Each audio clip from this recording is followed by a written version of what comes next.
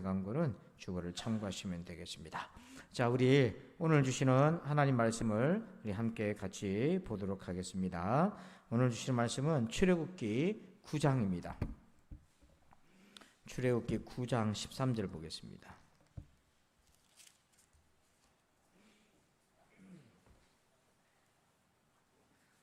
출애굽기 9장 13절로 35절입니다. 구약성경책 95쪽에 있습니다. 출애굽기 9장 13절에서 35절까지인데요. 우리 함께 교독하도록 하겠습니다.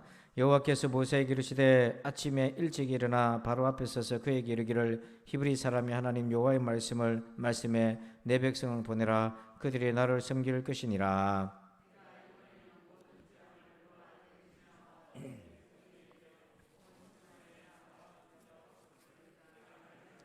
내가 손을 펴서 돌림병으로 너와 내 백성을 쳤더라면 네가 세상에서 끊어졌을 것이나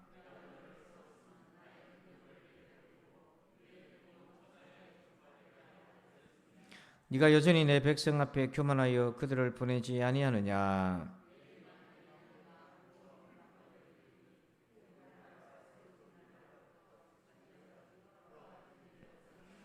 이제 사람을 보내어 네 가축과 네 들에 있는 것을 다 모으라. 사람이나 짐승이나 무릇 들에 있어서 집에 돌아오지 않는 것들에게는 우박이 그 위에 내리리니 그것들이 죽으리라 하셨다 하라 하시니라.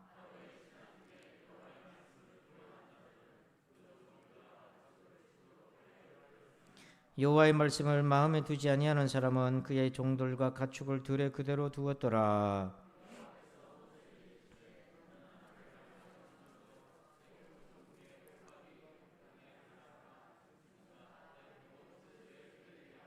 모세가 하늘을 향하여 지팡이를 들매 여호와께서 우레소리와 우박을 보내시고 불을 내려 땅에 달리게 하시니라.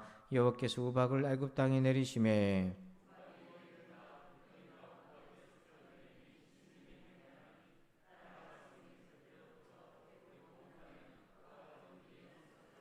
우박이 애굽 온 땅에서 사람과 짐승을 막론하고 밭에 있는 모든 것을 쳤으며 우박이 또 밭의 모든 채소를 치고 들의 모든 나무를 꺾었으되 바로가 사람을 보내어 모세와 아론을 불러 그들에게 이르되 이번은 내가 범죄하였노라. 여호와는 의로우시고 나와 내 백성은 악하도다.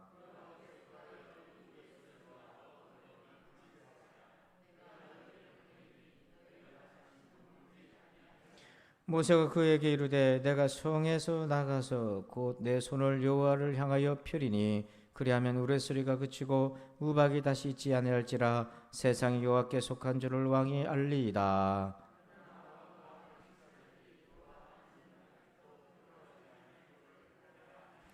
그때에 보리는 이삭이 나왔고 삼은 꽃이 피었으므로 삼과 보리가 상하였으나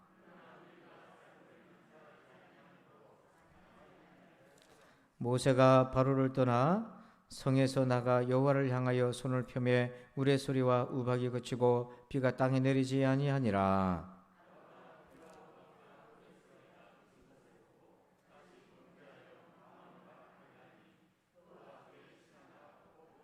다 함께 바로의 마음이 완악하여 이스라엘 자손을 내보내지 아니하였으니 여호와께서 모세에게 말씀하신 것 같더라. 아멘. 할렐루야.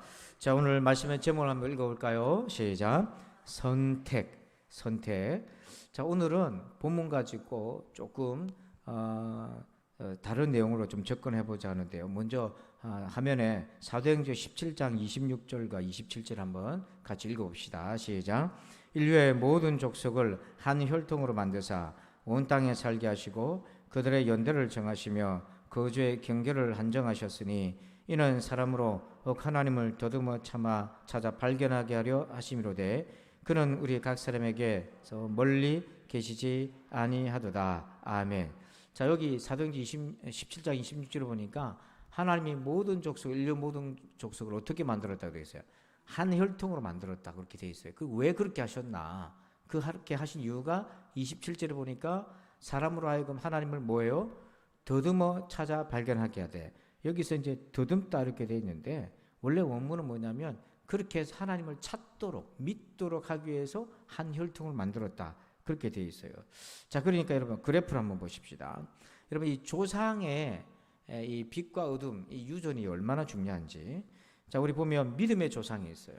그게 아담이든 아브라함이든 그냥 생각해 보세요. 여러분 믿는 부모든 간에 믿음의 조상 밑에서 살면 믿을 확률이 더 많겠죠. 그죠? 예. 그래서 빛 가운데서 믿음의 생활을 하는 사람이 있는데, 그런데 믿음의 조상을 뒀다 하더라도 다 하나님을 믿는 게 아니더라고 보니까. 어둠 가운데로 빠져나가는 자들이 있어요. 그 사람들의 후손들은 결국 어떻게 됩니까? 하나님을 떠나서 우상 종교에 빠지거나 하나님을 믿지 않는 거예요. 그렇게 해서 끝까지 내려온 게 오늘 저와 여러분인 거예요. 자, 이걸 누굴 탓하겠습니까? 이거를. 자, 그런데 여기 보면 믿음의 조상을 둔 가정이 있습니다. 조상 아브라함을 둔 가정이 있는데요. 아브라함이 조상입니다. 그러면 그 밑에도 보니까 선택을 하는데, 자유의지로 선택하는데 야곱처럼 믿음으로 사는 자손이 있고 에서같이 하나님을 떠난 자들이 있더라. 이게 다 자유의지로 그렇게 되는 거죠. 자, 그런데 그러면 문제는 오늘 우리는 위치가 야곱입니까? 에서입니까? 예수 믿기 전에 우리는. 예? 야곱이에요? 에서의 후손이에요? 에서의 후손과 같은 거예요. 여러분의 조상들이 하나님 믿었어요? 안 믿었어요? 안 믿었습니다. 그슬 올라가 보면 누군가로부터 시작됐는데 하나님을 떠난 후손으로 우리가 지금까지 살아서 여기까지 온 겁니다. 그러면 이런 어둠의 조상들에 대해서, 후손들에게 대해서 하나님 주신 은혜가 있어요. 이게 뭐냐면 어둠에 대한 은혜인데, 내 조상이 어둠의 조상이 하나님 믿지 않고 우상 종교에 있던 사람이에요. 그 후손도 불가피하게 그 우상 종교를 따를 확률이 90% 이상이 됩니다. 옛날에는 종교를 내가 정하지 않았어요. 조상이 정했습니다. 부모가 정했어요. 그래서 지금도 동남아시아나 아프리카나 오지로 가면 족장이 종교 바꾸면 밑에 있는 백성들을 다 바꿉니다. 그래서 족장이 예수 믿으면 다 예수 믿게 되고 막 그런 일이 일어나는 거죠. 그게 뭐냐면 종교를 내가 결정하는 것이 아니었어요. 조상이 결정하는 것이었어요. 그래서 조상이 어둠의 우상 종교에 빠지면 자손들도 그렇게 했습니다. 그런데 누군가는 그 자유의지를 가지고 빛의 세계로 나오는 사람들이 있더라. 오늘 여러분들처럼, 예수 안 믿는 가정에서 예수 믿은 여러분들처럼. 근데 그 어둠의 조상을 둔 자손들에게 빛의 세계로 나오게끔 하나님이 도와주시는데 두 가지 통로를 쓰신다. 하나는 뭡니까? 창조 세계를 통해 하나님이 계신 증거를 보여주시고, 또 하나는 뭐냐면 구약의 세계 같은 경우는 하나님의 백성들, 이스라엘 백성들을 통해서 하나님 계신 것을 알려줍니다.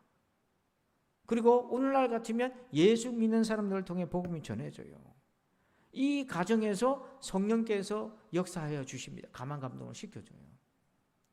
그래서 오늘 저와 여러분들도 부모님 조상 때로 가면 어둠의 조상이지만 예수 믿은 것은 우리가 저 하나님의 은혜 가운데 창조 세계를 보고 하나님이 계신 것 같다라고 하는 그런 깨달음을 얻었든지, 아니면 내 주변에 누군가가 예수 믿게끔 복음을 전했든지, 그랬을 때 내 마음이 감화 감동받아서 예수 믿게 되어서 내가 오늘 여기까지 오게 되었다 하는 것입니다. 그래서 로마서 1장 19절 봅시다. 읽어봅니다. 시작. 이는 하나님을 알만한 것이 그들 속에 보임이라 하나님께서 이를 그들에게 보이셨느니라. 하나님을 떠난 백성의 자손이라 할지라도 하나님이 그 속에 계신다는 것, 이 세상 속에 계신다는 것을 알려줬다는 거예요. 저도 예수 믿기 전에 하나님이 계신 것 같다. 왜? 이 선한 만물을 볼 때에 이걸 만드신 분이 있지 않겠나? 그분이 성경에 나오는 여호와인지 그 누군지는 몰랐어도 하나님이라는 존재는 어렴풋하게 기억하게 되는 거죠. 자, 그런데 동시에 창세기 12장 3절 보니까 한번 읽어봅니다. 시작. 너를 축복하는 자에게는 내가 복을 내리고 너를 저주하는 자에게는 내가 저주하리니 땅의 모든 족속이 너를 말미암아 복을 얻을 것이라 하신지라. 자, 여기 보니까 아브라함의 후손을 통해, 아브라함을 통해 땅의 모든 족속이, 이스라엘 족속만이 아니잖아요. 땅의 모든 족속이 너를 말미암아 복을 받는다.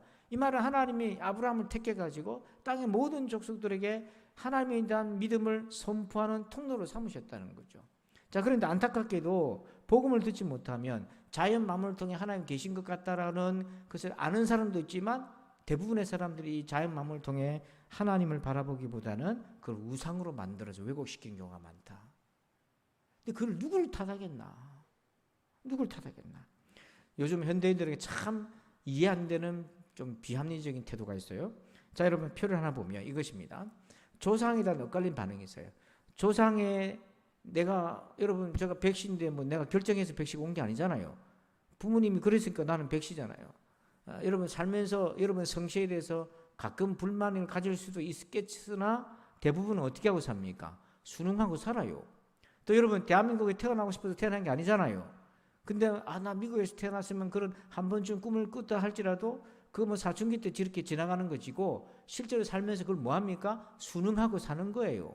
자, 내가 동양인입니다. 흑인입니다. 백인입니다. 여러분 만약에 그럴 리는 없지만 다시 태어나면은 어떤 인종으로 태어나고 싶습니까?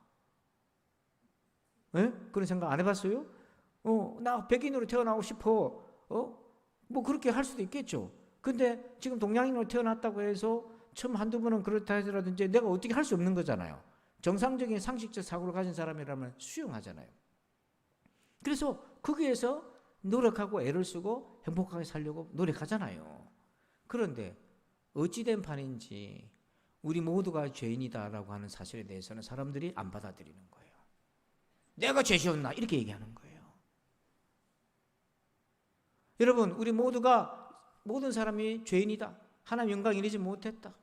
그래서 아담의 타락 이후에 이 세상에 죄가 들어왔고 그 죄로 인하여서 우리도 아담과 같은 죄를 범하게 되고 그래서 믿지 않는 부모 하나님을 떠난 조상들 밑에서 우리도 하나님 모르고 여기까지 왔는데 여러분 예수 믿을 때에 하나님 나를 왜 안 믿는 조상 밑에 태어나게 하셨습니까? 우리 그렇게 안 하잖아요. 예수 믿을 때 우리 어떻게 합니까? 이런 나를 건져주셔서 감사합니다를 고백하잖아요.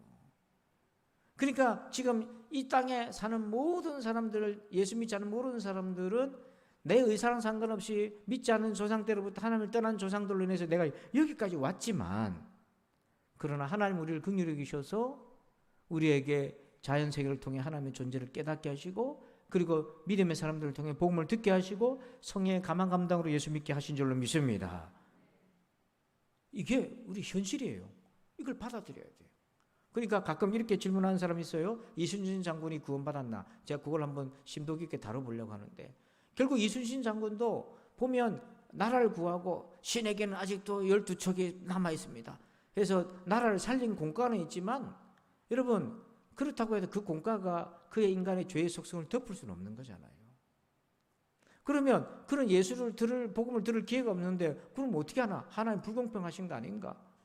여러분 아까 우리 그래프를 보십시다. 아까 거기 보면 어둠의 조상을 둔 그 부분의 그래프를 다시 한번 보면 이순신 장군의 위치가 어떤 거냐? 여기입니다. 어둠의 조상이에요. 안 믿는 조상 밑에서 태어난 거예요. 이 조선 땅에. 그래서 살다가 내려왔다가 하나님께서 공통적으로 뭘 주시냐면 이 창조 세계를 통해서 하나님의 존재를 알게 하시고 그리고 누군가는 하나님 믿는 자들을 통해서 증거하시는데 복음을 듣지 못했다 할지라도 하나님은 이 세상에 하나님이 계신 증거를 천하 만물에 다 보여서 알게 하셨다는 거죠. 그런 차원에서 보면 근데 하나님이라고 고백하지 못하고 믿고 어떻게 했는가? 그건 알 수 없는 일이에요. 그거는 이순신 장군이 하나님 믿은 자는 그건 알 수는 없지만 역사적 기록에 보면 신적 존재를 만났다고 하는 그런 이상한 기록도 있긴 합니다만은 어쨌든 간에 똑같은 거예요. 이순신 장군이랑 우리랑 똑같은 거예요. 위치가. 그럼 알 수 없는 거지만 그래도 하나님은 복음을 듣지 못한 자들에게도 기회를 주신 거예요. 천하 만물을 통해서. 그러나 천하 만물을 통해서 하나님을 알면 좋은데 하나님을 믿기는 참 어려운 거죠. 우리가 이미 타락한 본성이 있기 때문에. 그래서 복음을 듣고 예수 믿는 구원의 은혜를 열어주시는 건데요. 그건 하나님의 경륜에 따라 달려있는 건데 어쨌든 지나간 역사 속의 인물들은 어떻게 된지 내가 알 수 없지만 오늘 나는 너무나도 감사하게 복음을 듣고 예수를 믿게 되었다는 것입니다. 그래서 사람들이 왜 이걸 중요시 여기나 하나님이 공의로운 분인가 공정한 분인가 이것 때문에 그런 거죠. 여러분 하나님은요 우리를 살리기 위해서 스스로 불의하다는 말을 들으면서까지도 우리에게 은혜를 주신 분이에요. 그러니까 우리가 감히 어떤 위치인데 하나님께 공정을 얘기하겠습니까? 공정이란 잣대를 내민다면 저와 여러분은 구원받을 수가 없어요. 구원은 말 그대로 불공평한 겁니다. 구원은 불공평한 거예요. 그거는 공정이라는 잣대로는 구원받을 수가 없어요. 죄인에게 십자가의 사랑을 준 거는요 불공정입니다. 그래서 은혜의 다른 말은 불공정이에요. 물론 이 표현을 어떤 사회적인 약자라든지 어떤 노동자들이 이런데 우리가 쉽게 적용할 수는 없는 부분이지만 구원에 관련돼서는 하나님에 관해서는 우리가 그렇게 적용할 수 있어야 된다. 자, 그래서 오늘 바로에게 하나님이 두 가지 접근을 합니다. 바로도 어둠의 자손이잖아요. 이 바로에게도 어둠의 자손인데 하나님 두 가지를 보여주시는데, 맨 먼저는 하나님 그를 하나님의 사람을 만들기 위해서 주님이 부단하게 은혜를 주십니다. 오늘 우리에게 주셨듯이 한번 찾아봅시다. 14절 한번 읽어봅니다. 9장 14절입니다. 시작. 내가 이번에는 모든 재앙을 너와 내 신하와 내 백성에게 내려 온 천하에 나와 같은 자가 없음을 내게 알게 하리라. 아멘. 자, 14절 앞에 모든 재앙을 내리는데 목적이 있어요. 뭡니까? 온 천하에 나와 같은 자. 이 말은 신은 하나님밖에 없다, 이 표현인 거예요. 유일신이라는 거예요. 나와 같은 자가 없음을 내게 뭐가 알게, 네가 알게 하리라. 그러니까 여러분, 하나님이 바로에게 재앙을 내리는 목적은 하나님밖에는 신이 없다는 걸 알려주시려고 하는 거예요. 그러니까 여러분, 우리를 병을 고치시고 낫게 하시는 것도 표적이지만, 오늘 이렇게 완고하고 완악한 자에게 재앙을 통해서 하나님의 계심을 나타내 주는 것도 이건 역설적인 은혜인 거예요. 그러니까 여러분, 재앙 속에 하나님의 은혜가 있는 겁니다. 그걸 통해서 하나님을 두려워하고 하나님밖에 없구나 하는 걸 깨닫게 하는 거예요. 근데 이왕이면 재앙이라는 통로가 아니라 은혜의 통로로 하나님을 믿으시길 바랍니다. 그런데 여러분, 수많은 간증자 얘기 들어보세요. 은혜 받고 예수 믿는 사람도 있지만 재앙 받고 예수 믿는 사람도 많습니다. 주변에 가만히 한번 기억 되돌아 보세요.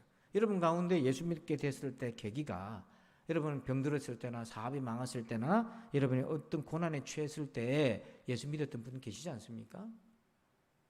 그러니까 하나님이 은혜로도 우리에게 보여주시지만 재앙을 통해서도 보여주신다. 이렇다고 해서 모든 재앙이 하나님으로부터 왔다 이렇게 말할 수는 없어요. 하지만 그 어려운 속에서도 하나님을 찾는다면 그게 하나님을 나타내는 증거가 될 수 있다 하는 거죠. 자, 15절 읽어봅니다. 내가 손을 펴서 돌림병으로 너와 내 백성을 쳤더라면 네가 세상에서 끊어졌을 것이나. 하나님은 돌림병으로 뭘 하실 수 있었다는 거예요. 끊어버릴 수도 있었다. 다 멸절시킬 수도 있었다. 그러나 그렇게 하지 않았다. 이 말은 뭐냐면 은혜를 베푸셨다는 겁니다. 얼마든지 멸망시킬 수도 있었는데 그렇게 하지 않았던 것은 은혜를 베풀었다. 왜? 바로가 하나님 앞에 순종하고 나오기를 기대하셨다는 거예요. 여러분, 우리가 어려움에 빠져도 망해도 완전히 망하지 않는 것은 그 가운데 하나님의 은혜가 있는 거예요. 여러분, 힘들고 어려울 때 그냥 막 괴롭게 스스로를 후벼파지 말고 하나님 앞으로 나오시길 바랍니다. 좀 지혜롭게 깨달았으면 좋겠어요. 16절 시작. 내가 너를 세웠으면 나의 능력을 네게 보이고 내 이름이 온 천하에 전파되게 하려 하였음이니라. 아멘. 자, 16절 앞에 내가 너를 세웠으면, 네가 이 시대에 바로가 되었으면 목적이 있다는 거죠. 뭡니까? 나의 능력을 너에게 보이고, 그래서 내 이름이 온 천하에 뭐하게? 전파되게 하기 위해서. 그러니까 하나님이 바로를 멸망시키려는 것이 아니라 바로에게 하나님의 능력을 보이고, 그리고 바로를 통해 온 세상에 하나님 계신 것을 알게 하시는데, 만약에 이것이 바로가 정말 순종하는 마음으로 완악한 마음을 꺾고 하나님을 인정했더라면 전혀 다른 결말이 펼쳐질 수 있었다 하는 것입니다. 그래서 지금도 하나님은 우리에게 하나님의 능력을 보이는데, 안타깝게도 바로에게서 나타난 하나님의 능력은 뭐예요? 재앙이었어요. 여러분, 되게 하시는 것이 하나님의 능력입니다. 안 되게 하는 것도 하나님의 능력입니다. 여러분, 하나님의 능력이요, 되게 하는 것만 있는 게 아니라 안 되게 하는 것도 하나님의 능력이라니까요. 사울 보십시오. 자꾸 안 되잖아요. 자꾸 안 되는데 그걸 통해서 자기의 교만과 완고함을 깨달았으면 돌아오겠는데, 만약에 사울이 자꾸 잘 돼 보십시오. 그런 자기가 잘하는 줄 알고 지옥 불구덩이까지 기쁜 마음으로 가버립니다. 근데 하나님이 스탑 시킨 거죠. 다윗 보십시오. 범죄했습니다. 잘 됐습니까? 그때부터 어려움 빠졌어요. 안 되는 것이 그에게는 하나님의 은혜였던 거죠. 그래서 엎드리고 울며 회개하고 정신 차리고 다시 돌아오는 거예요. 그러니까 여러분, 하나님은 사랑하는 자에게 뭘 내리신다? 채찍을 내리신다.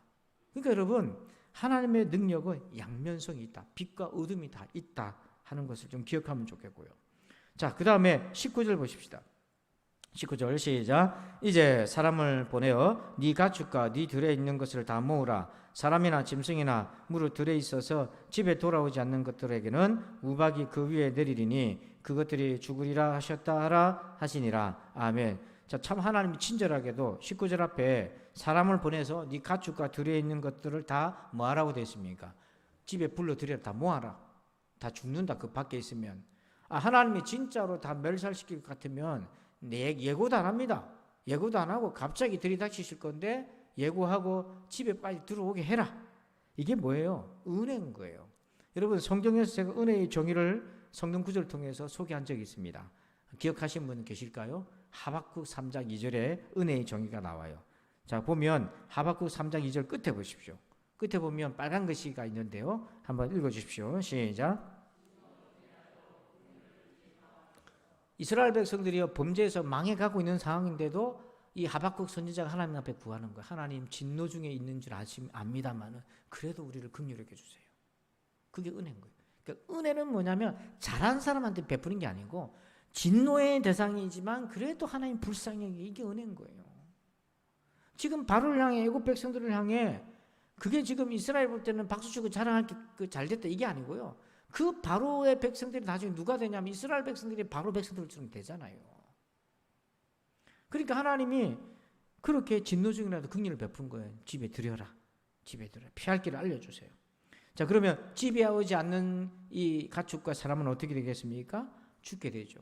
근데 이 집이 나중에 어떤 집으로 바뀌어져야 됩니까? 10번째 재앙에서 애굽의 모든 장자를 멸하실 때에 이스라엘 백성들의 집의 장자들은 살아남습니다. 뭐 때문에 살아남습니까? 예? 새 집으로 이사 가서 그래요?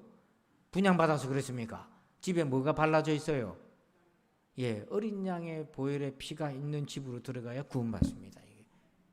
그리고 궁극적으로 우리가 육신은 죽지만 우리가 영원한 죽음을 당하지 않고 영원한 생명을 얻으려면 누구의 집으로 가야 됩니까? 아버지의 집, 하나님 집으로 가야 돼요. 예수 믿는 길로 가야 되는 거죠. 자, 22절 보십시다. 22절 시작. 여호와께서 모세에게 이르시되 너는 하늘을 향하여 손을 들어 애굽 전국의 우박이 애굽 땅의 사람과 짐승과 밭의 모든 채소에 내리게 하라. 아멘. 자, 지금 하나님이 모세를 통해 뭘 내리십니까? 우박을 내리시잖아요. 기후를 통제하시는 거예요. 이거는 뭐냐면 하나님이 창조주라는 것을 말씀하십니다. 여러분, 하나님은 특별한 자기 목적을 위해서 기후도 통제하실 수 있어요. 자, 우리 야고보서 5장 17절 18절 우리 읽어봅시다. 시작. 엘리야는 우리와 성정이 같은 사람이로되 그가 비가 오지 않기를 간절히 기도한 즉 3년 6개월 동안 땅에 비가 오지 아니하고 다시 기도하니 하늘이 비를 주고 땅이 열매를 맺었느니라. 아멘. 하나님은 자연 법칙으로 이 세상을 운행하시기도 하지만 동시에 초자연적 간섭하셔서 자연을 통해서도 통제하시고 하나님의 뜻을 이루실 때가 분명히 있습니다. 그러니까 여러분, 기적이라는 것은 반드시 존재합니다. 반드시 존재합니다. 제가 간단한 설명 드렸지 않습니까? 자연 법칙이, 중력의 법칙이 있어요. 이 리모컨을 제가 떨어뜨리면 어떻게 됩니까? 바닥에 떨어지는 거잖아요. 자, 그런데 떨어뜨렸는데 초자연적인 역사가 있습니다. 어떻게 하죠? 제가 붙잡을 수 있잖아요. 하나님께서 자연 법칙을 사용하시지만 하나님 살아계셔서 중간에 개입할 수 있는 것입니다. 아멘. 여러분, 초자연적 세계가 있잖아요. 이거 언제 믿을 수 있나? 내가 성령 받고 내가 은사 받고 병 고침도 받아보고 하나님의 능력을 경험해보면 그때 눈이 열려요. 그러니까 사람은 자기가 경험하기 전에는 도무지 이거 못 믿습니다. 도무지 못 믿어요. 남이 아무리 간증하잖아요. 그러면 은혜롭고 나도 호기심이 생기긴 하지만 내가 경험하기 전까지는 내 것이 안 되는 거예요. 그래서 예수 믿으려면요, 성령을 반드시 받으시길 축원합니다. 내가 경험해야 돼요. 자, 26절 봅시다. 26절 보면 이스라엘 자손들이 있는 그곳 고센 땅에는 우박이 없었더라. 이스라엘 사람들이 있는 그곳에, 애굽 전역에 우박 다 내리는데 그곳에만 우박이 없었다. 이 말은 뭐냐면 이건 자연적으로 설명이 안 되는 거잖아요. 이게 뭐냐면 구별하신 거예요. 여러분, 기드온이 하나님의 뜻을 맞는지 안 맞는지 그가 분별하기 위해서 양털을 가지고 나와서, 예? 양털에만 이슬이 적게 하소서, 빼고는 바닥에만 이슬이 적게 하소서 했던 게 뭐냐면 자연 법칙으로는 설명할 수 없는 하나님의 개입의 분명한 확실한 것으로 알게 해달라는 거잖아요. 그래서 이런 것들을 본 적이 없어요. 그러면 이런 은혜를, 여러분, 우리한테 이런 은혜를 줬으면 예수 믿어요, 안 믿어요? 안 믿을 모양이네. 여러분 가정에 이런 하나님이 지속적 은혜를 줬으면 믿어요, 안 믿어요? 믿을까요? 정말 믿었으면 좋겠어요. 이렇게 얼마나 지금 큰 은혜를 주십니까? 29절 시작. 모세가 그에게 이르되 내가 성에서 나가서 곧 내 손을 여호와를 향하여 펴리니 그리하면 우레소리가 그치고 우박이 다시 있지 아니할지라 세상이 여호와께 속한 줄을 왕이 알리이다. 아멘. 여기 보니까 우박을 내리기도 하는데 또 뭐하기도 합니까? 멈추게도 할 수 있는 거예요. 이게 왜 멈춰집니까? 그렇다고 해서 여러분 밖에 우박 치는 때 나가서 두 손 들고 멈추라 그러다가 우박 다 맞고 그러지 마세요. 이게 왜 그러냐면 하나님으로부터 온 것이기 때문에 하나님이 원하시는 것으로 순종하게 되면 그게 멈추게 되는 거예요. 잘 이해하셔야 됩니다. 모든 우박이 하나님이 지금 다 내리신 게 아니라 자연의 현상에 의해서 하나님 법칙에 따라서 이 세계를 운영하실 때 그렇게 하시지만 특별한 하나님의 어떤 일들로 간섭해서 개입돼서 되는 일은 하나님의 뜻이 이루어져야만 되는 거예요. 자, 그래서 이걸 통해서 29절 끝에 보세요. 주님의 목적이 있습니다. 무슨 목적이 있습니까? 세상이 뭐예요? 여호와께 속한 줄을 왕이 알리다. 세상이 여호와께 속했다는 말은 세상의 주인은 하나님이라는 걸 알게 하시는 거예요. 바로가 신이 아니다는 거예요. 인간에 불과한 거예요. 자, 그리고 32절 내려가 봅니다. 우박이 내리치는데 시기적인 은혜를 주었습니다. 32절 시작. 그러나 밀과 쌀보리는 자라지 아니한 고로 상하지 아니하였더라. 자, 밀과 쌀보리는 아직 자라지 않았으니까 먹을 양식은 조금 남겨둔 거, 좀 시간 지나면. 이 말은 뭐냐면 은혜를 남겨주신 거예요. 남겨주신 은혜인 거예요. 자, 여러분 이렇게 하나님이 바로를 몰살시키려는 겁니까? 그에게 은혜를 베풀고 계시는 겁니까? 은혜 베풀고 있어요. 근데 안타깝게도 안 되는 방향으로. 왜? 고집을 씌우니까. 순종을 안 하니까. 여러분 순종 안 하는 사람한테 복 줘가지고 될 일 아니잖아요. 순종을 안 하니까 안 되게 자꾸 만든 거예요. 그걸 통해서 내 능력으로 안 되고 힘으로도 안 되고 가진 자손으로도 안 되고 자본으로도 안 되고 다 안 돼. 사실 그래요. 우리가 회개하고 예수 믿어야 되는 거잖아요. 회개하고 예수 믿어야 되면 우리가 이런 부딪힘이 있어야 돼. 내가 이렇게 해서 안 되는 거구나. 이렇게 해서 안 되는 거야. 혹시나 여러분 영적인 분별력이 좀 있으면 좋겠는데 여러분들 오늘 이 말씀 듣다가 뭔가 자꾸 안 되고 어린 부딪힌다. 그렇다면 우리 자신을 한번 돌아봐서 이게 하나님이 나를 미워하는 게 아니고 지금 하나님이 나에게 역설적인 은혜를 베풀고 계시구나. 그래서 내가 온전히 순종하지 못한 게 뭐가 있나? 자기를 검토하셔야 돼요. 이제 다음 주부터 시편 이제 말씀에 들어가게 되는데 여러분 이 금덩어리가 그냥 놔두면 이게 진짜 순금이 안 되잖아요. 불에 녹여가지고 대장장이가 또 쇠를 때려서 불순물을 다 걷어내잖아요. 그게 연단인 거잖아요. 그래서 순도 높게 만드는 거잖아요. 그래서 오늘 우리에게 베푸시는 역설적인 은혜다. 저도 이렇게 뒤돌아보면 하나님을 가장 진하게 만났을 때가요. 하나님께 내가 복 받았을 때가 아닙니다. 제가 복 받았을 때가 아니라 하나님마다 안 돼서 제 영혼을 들여다보니까 내 안에 죄인의 괴수라고 하는 유전자가 있다는 걸 보고 회개했을 때 그때가 제일 큰 은혜를 받았어요. 왜냐? 죄사함을 많이 받은 자일수록 누구를 더 많이 사랑합니까? 주님을 더 많이 사랑한 거예요. 자, 그런데 이런 은혜를 베풀었는데 바로의 반응을 보십시다. 자, 17절 한번 가봅시다. 사람들의 반응을 한번 봅시다. 17절 시작. 네가 여전히 내 백성 앞에 교만하여 그들을 보내지 아니하느냐. 여전히 바로는 뭐 했습니까? 교만했어요. 여러분 불순종의 내용은 다른 게 아니라 교만입니다. 교만은 뭐냐면 하나님을 무시하는 거예요. 하나님 무시하는 거예요. 하나님과 대등하다 이렇게 여기는 겁니다. 하나님과 겨루는 거예요. 그러니까 여러분 교만의 불순종에 이게 완악하면 같이 가는 거예요. 이걸 어쩔 수가 없어. 속일 수가 없어요. 자, 그러면서 20절 봅시다. 이 교만과 완악함이 어떻게 디테일하게 나타나는지 우리를 속이는지 20절 한번 읽어봅니다. 시작. 바로의 신하 중에 여호와의 말씀을 두려워하는 자들은 그 종들과 가축을 집으로 피하여 들였으나 보니까 바로의 신하 중에 하나님의 말씀을 두려워가지고 종들과 가축을 집으로 들인 사람은 있어요. 이 사람들은 정말 하나님을 믿고 드렸을까요? 아니면 자기 재산이 아까워서 그랬을까요? 학습 효과가 있잖아요. 여태까지 모세가 지금 이적을 베푸는 걸 보면서 이제 학습 효과가 있어가지고 오늘 말 안 들으면 이게 내 재산 다 날아가게 생긴 거죠. 근데 여기 보니까 여호와의 말씀을 뭐 했다고 되어 있습니까? 두려워했다고 되어 있는데 이게 믿은 건가 아니면 정말 무서워했던 것인가? 여러분 어떻다고 보십니까? 자, 그게 이제 좀 나와요. 21절 보십니다. 21절 보면 여호와의 말씀을 마음에 두지 아니하는 사람은 그의 종들과 가축을 들에 그대로 두었더라. 자, 하나님의 말씀 들었어도 마음에 두지 않은 사람들은 자기 종들과 가축을 들에 그냥 둬버렸어요. 그래서 우박이 내렸을 때 종들도 죽고 가축도 다 죽어버렸어요. 그렇다면 집에 들인 사람들은 하나님의 말씀을 마음에 뭐 했다는 거죠? 두었다는 거잖아요. 그럼 이게 믿었다는 얘기인가 이게? 자, 이게 보면 믿은 것처럼 보이는데 이따가 볼 것이지만 결론적으로 믿은 게 아닙니다. 그래서 악마는요, 마귀는 디테일한 게 숨어 있다는 건데요. 자, 히브리서 4장 2절 화면을 보시고 한번 읽어봅시다. 시작. 그들과 같이 우리도 복음 전함을 받은 자이나 들은 바 그 말씀이 그들에게 유익하지 못한 것은 듣는 자가 믿음과 결부시키지 아니함이라. 말씀을 들었어요.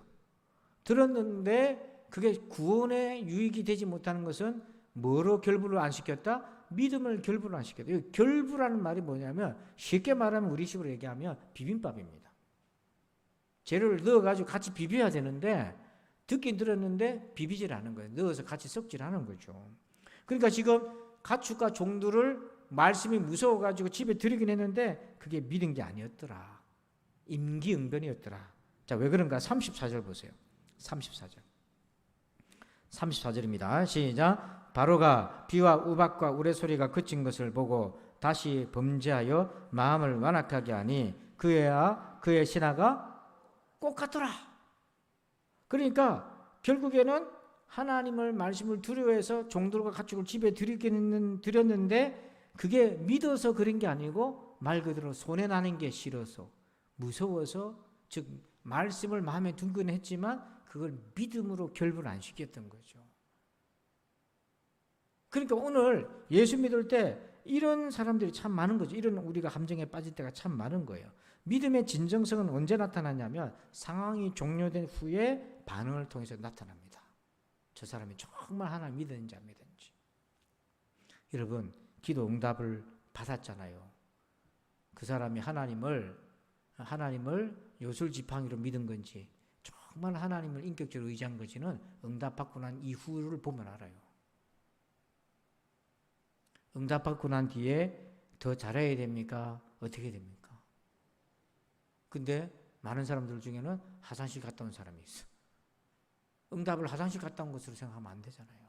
은혜 받았으니까 더 잘해야 돼. 이렇게 되려면 기도할 때 목적을 수정하셔야 돼요. 하나님, 건강을 주십시오.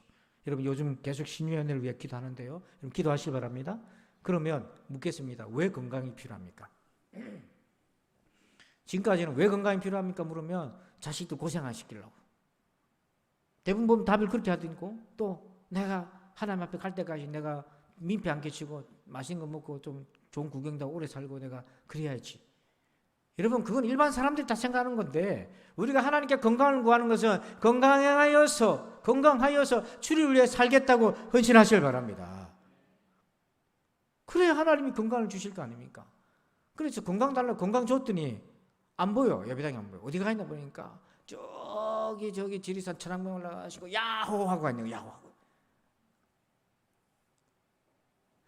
그러니까 여러분 목적을 바로 하고 기도를 해야 응답받아도 후유증이 없어요. 그래서 이게요, 개와 늑대의 시간이라는 표현을 제가 자주 쓰는데 이제 해가 떨어질 으스스한 무렵에 언덕에 뭐가 하나 서 있어. 갠지 늑대인지 구분이 안 돼. 지금 이제 태양이 떨어지고 황혼이 되니까 갠지 늑대인지 구분이 안 돼.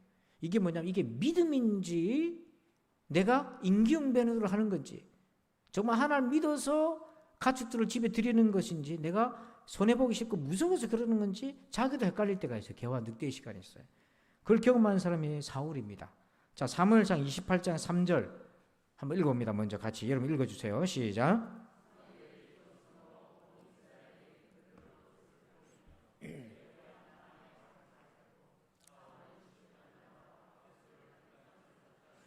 사무엘이 죽었어요. 드디어. 그래서 사울도 놀랐습니다. 그래서 죽고 난 다음에 사울이 했던 게 뭐냐면 그 땅에 있는 무당들을 다 쫓아버렸어요. 이것만 보면 사울이 정신 차려서 하나님 앞에 이제 똑바로 살겠다는 걸 보이잖아요. 진짜 이제 정신 차는 것처럼 보이잖아요. 이 7절 보세요. 7절.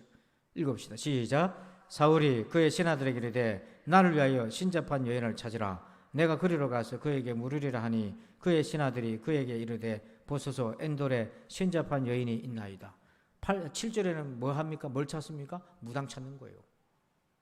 3절에서는 다 쫓아내놓고 7절에서는 무당 찾습니다. 그 사이에 무슨 일이 있었습니까? 하나님께 기도했는데 응답이 안 와요. 하나님 당연히 응답을 안 주지. 왜? 지금 회개가 먼저인데 회개를 안 하고 지금 급한 불부터 끄겠다고 나오니까 급한 불 꺼주면 또 이렇게 잘못되는 거니까 하나님이 응답을 딱 안 하시는 침묵하셔요. 그러면 지혜 있는 사람은 자기를 돌아봐야 되는 거야. 기도 응답이 안 되면 나를 돌아봐야 돼. 내가 뭘 잘못한 게 있고 아직 회개 못한 게 뭐가 있나? 돌아봐야 되는데 그거 안 하고 가니까 쫓아가서 7절에 자기가 쫓아버린 무당을 다시 찾아오라 얘기하잖아요. 그러면 사울은 이게 뭡니까? 이 황혼의 시간에 갠지 늑대인지 잘 몰랐는데 지금 보니까 이거 완전 늑대인 거예요. 믿음이 없었던 거죠. 이게 누구 수법이냐? 이게 독사의 수법입니다. 자, 마태복음 3장 7절 보십시다. 읽어봅니다. 시작. 요한이 많은 바리새인들과 사두개인이 세례 베푸는 데로 오는 것을 보고 이르되 독사의 자식들아 누가 너희를 가르쳐 임박한 진노를 피하라 하더냐. 많은 사람들이 세례 요한에 세례 받으려고 나왔어요. 근데 그 중에서는 뭐 때문에 나왔다고 되어 있습니까? 임박한 진노를 피하려고. 진정성이 없었다는 거예요. 자기 죄에 대해서 애통해하고 아파하고 이게 아니고 오늘 애굽의 신하들처럼 종들과 가축 다 죽으면 어떡하지? 그런 심정으로 들어온 거지. 이게 바로 독사의 회개의 착각으로 만드는 것입니다. 이게 얼마나 이런 유혹들이 우리 속에 많은지 몰라요. 진짜 회개는 하나님이 나를 위해 자기 아들을 내어주셨는데 내가 이래 살면 되겠나? 하나님 앞에서 자기 영혼을 돌아보는 거죠. 내가 이렇게 살면 되겠나? 내 지금 신앙이 이렇게 미지근해서 되겠나? 이래야 되는데 근데 우리 집 망하면 어떡하지? 삶 망하면 어떡하지? 이런 두려움 속에서 나오는 게 아니라는 거죠. 물론 그런 두려움을 가질 수는 있으나 자기를 돌아보며 애통해하는 모습이 있어야 되는 거예요. 27절 보십시다. 27절 읽습니다. 시작. 바로가 사람을 보내어 모세와 아론을 불러 그들에게 이르되 이번은 내가 범죄하노라. 여호와는 의로우시고 나와 나의 백성은 악하도다. 자, 27절 보니까 내가 범죄했다. 하나님은 의로우시고 나의 백성은 악하도다. 이렇게 보면 회개한 것처럼 보이잖아요. 근데 이것은 회개가 아니라는 겁니다. 제임스 K. 브루커라고 하는 신학자는 이걸 뭐라고 했냐면 하나님은 의롭고 우리 백성은 악하다. 요 히브리어 표현이 어떤 의미가 있냐면 이거는 그냥 법적으로 잘못됐다. 이런 의미라는 거예요. 여러분 그런 거 있잖아요. 여러분이 잘못했거나 교통법규로 어겼든지 뭐 하면 법적으로는 잘못됐지만 예를 들어서 무단횡단했어요. 저 예전에 대학교 다닐 때 교회 주보 인사로 가다가 무단횡단하다가 딱지 된 적이 있습니다.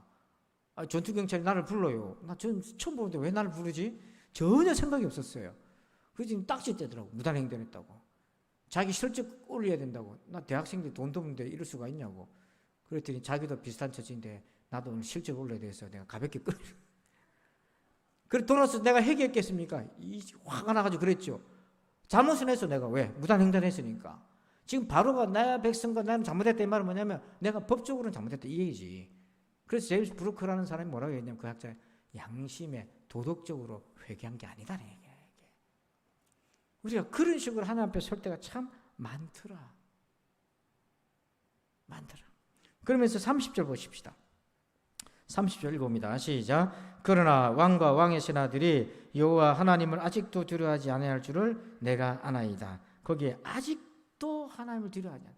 얼마나 완악한지 아직도. 이런 은혜를 지금부터 지팡이부터 시작해가지고 뱀부터 시작해가지고 물이 피로 바뀌고 얼마나 많은 하나님이 보여주시는데도 아직도. 그래서 우리 그래프를 한번 봅시다. 정리하면서 그래프를 다시 결론적 그래프 한번 봅시다. 마지막 그래프가 있겠죠? 마지막 그래프 한번 보여주세요. 자, 여러분, 마지막 그래프가 없긴 한데 이걸로 봅시다. 그냥 어둠의 조상을 한번 봅시다. 어둠의 조상 보여주세요. 없으면 어둠의 조상 아까 보여준 거 붙여주세요. 지금 하나님이 바로가 어둠의 조상이잖아요. 바로의 아버지부터 시작해가지고 그 어둠의 조상에게 지금 하나님이 빛 가운데로 은혜를 주고 계시잖아요. 그게 특별히 지금 누굴 통해 주십니까? 모세와 이스라엘 백성들을 통해 지금 은혜를 주시는 거예요. 하나님을 증거해 주시는 거예요. 역설적이게도. 지금도 하나님은 우리 모든 인류에게, 우리 그리스도인들을 통해서, 자연 만물을 통해서 하나님께서 지금 부르고 계시는 거예요. 근데 사람들은 어떤 선택을 하고 있습니까? 얼마나 많은 사람들이 악한 선택하고 어둠으로 계속 빗나가고 있습니까? 그 바로의 그 속성이 누구에게도 있는 것입니까? 내 안에도 있어요. 오늘 우리의 자녀들에게도 있습니다. 여러분이 믿음의 부모지만 자식들 보세요. 야곱의 길을 걷는 자녀가 있고 에서의 길을 걷는 자녀가 있습니다. 믿음의 부모라 할지라도. 그러나 믿음의 부모인 건 정말 유익한 거예요. 은혜로 믿을 수 있는 환경이 더 많기 때문에. 그러나 믿음의 부모가 아닌 가정에서 태어난 자녀들은 너무너무 믿기 어려워요. 그렇지만 하나님 은혜를 주시는 거죠. 그건 우리가 다 판단할 수 없어요. 오늘 중요한 건 이제 나를 봅니다. 여러분, 이렇게 우리가 예배당에 와서 말씀 듣고 하나님 은혜 주시잖아요. 이때 여러분 믿음으로 은혜를 받으시길 바랍니다. 빛의 길을 걸어가시길 바랍니다. 그리고 우리의 자녀들에게도 이 길을 걸어갈 수 있도록 여러분 말씀으로 양육하고 지도하고 인도하시기를 주의 이름으로 축원합니다. 기도합시다. 하나님 감사합니다. 오늘 이렇게 말씀을 들었습니다. 오늘 우리가 바로처럼 완악하지 않고 은혜 받고 하나님 빛의 길로 걸어가게 하여 주옵소서.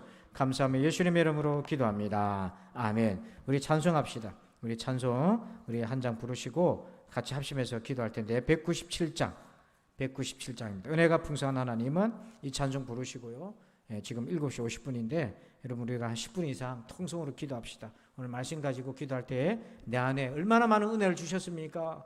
얼마나 지금까지 하나님 나에게 많은 은혜를 주셨습니까? 내가 언제까지 바로처럼 완악하겠습니까? 하나님 순종하며 나가길 원합니다. 그런 믿음으로 기도합시다. 197장 찬송합니다.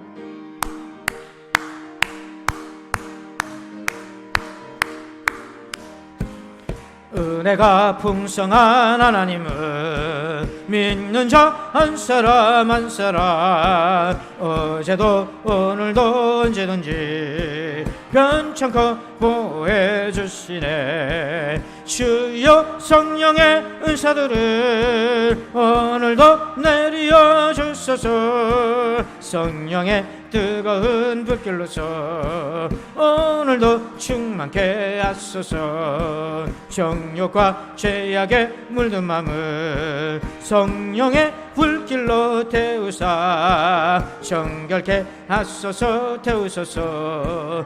깨끗게 하여 주옵소서. 주여 성령의 은사들을 오늘도 내려 주소서. 성령의 뜨거운 불길로서 오늘도 충만케 하소서. 희생의 제물로 돌아가신 어린 양 우리 주 예수여 그 속에 은혜를 내리시사 오늘도 구원해 주소서. 주여 성령의 은사들을 오늘도 내려 주소서. 성령의 뜨거운 불길로서 오늘도 충만케 주님의 기쁘신 은혜 많음 세상에 널리 전하리니 하늘의 능력과 권세로서 오늘도 입혀 주옵소서. 주여 성령의 은사들을 오늘도 내려 주소서. 성령의 뜨거운 불길로서 오늘도 1절만 한 번 더 합시다. 은혜가 풍성한 하나님은 믿는 자 한 사람 한 사람 어제도 오늘도 언제든지 편찮고 보호해 주시네. 주여 성령의 은사들을 오늘도 내려 주소서. 성령의 뜨거운 불길로서 오늘도 충만케 하소서. 할렐루야. 우리 주하게 맞춰 기도할 텐데요. 주하게 맞춰 기도할 텐데 여러분 얼마나 많은 은혜를 하나님 우리에게 지금까지 주셨습니까? 살면서 우리가 얼마나 많은 은혜를 받았습니까? 그런데 오늘 나는 하나님 앞에서 어떤 모습으로 신앙생활을 하고 있습니까? 여러분 오늘 이 말씀 붙들고 하나님 내가 바로의 길을 걷지 않게 하여 주옵소서.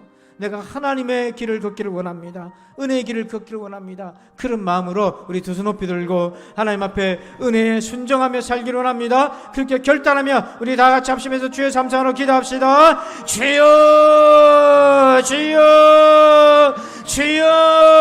아버지 하나님 감사합니다. 오늘 말씀을 받았습니다. 오늘 말씀을 받았습니다. 아버지 하나님 바로처럼 믿음의 길을 걸어가게 도와주옵소서. 아버지 바로처럼 완악한 것이 아니라 하나님 아버지 믿음의 길을 걷기를 원합니다. 아버지 우리에게 은혜를 베풀어 주셨는데 아버지 지금까지 얼마나 많은 은혜를 우리에게 주셨습니까? 아버지 그 은혜를 망각하고 살지 않게 도와주옵소서. 아버지는 망각하지 않게 도와주옵소서. 아버지 은혜에 반응하게 도와주시옵소서. 은혜 가운데 살게 도와주옵소서. 주여 하나님 우리 안에 바로의 모습이 있나이다.